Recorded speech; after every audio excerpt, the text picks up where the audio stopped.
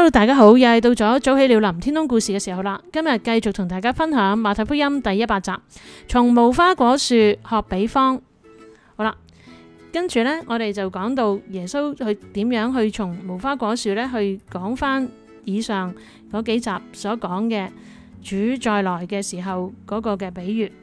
佢話你哋要從無花果樹學個比方，當樹枝發亂長葉嘅時候呢，你哋就知道夏天近了。生命嘅顯出生氣勃勃嘅樣子呢，就進入咗春天，亦都表示呢離開夏天呢不遠啦。而主嘅預言亦都係即係呢啲嘅事呢，亦都包括即係譬如以色列嘅亡國同埋復國啦，亦都包括呢主再臨、主再來嘅事件。咁所以呢，呢一切嘅事呢，亦都俾我哋知道人子近啦，正喺門口。我實在話俾你哋聽，呢個世代仲未過去，呢啲事呢就要成就。正如天地要廢去，而主嘅話呢不能廢去。但係嗰個日子時辰呢，冇人知嘅，連天上嘅使者都唔知道，人子亦都唔知道，唯有父呢知道。挪亞嘅日子點樣呢？人子降臨呢亦都係咁樣。當洪水以前嘅日子，人呢照常喺度吃喝嫁娶，好似乜事都冇發生吓，都係好正正常常咁樣去生活，一般咁樣去生活。直到挪亞進方舟嘅日子呢，不知不覺洪水就嚟啦，就將佢哋呢全部沖去。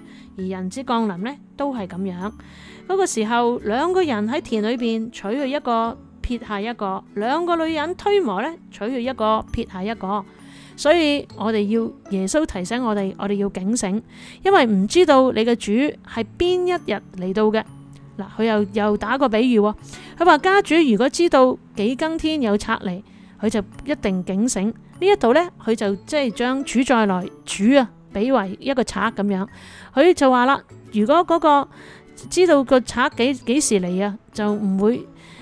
佢一定會警醒，唔會俾嗰個人呢去挖透嗰個房屋噶嘛。呢個呢係我哋係都一定會咁做，所以呢，我哋就要有所預備，因為呢，我哋想唔到嘅時候呢，人子就翻嚟啦。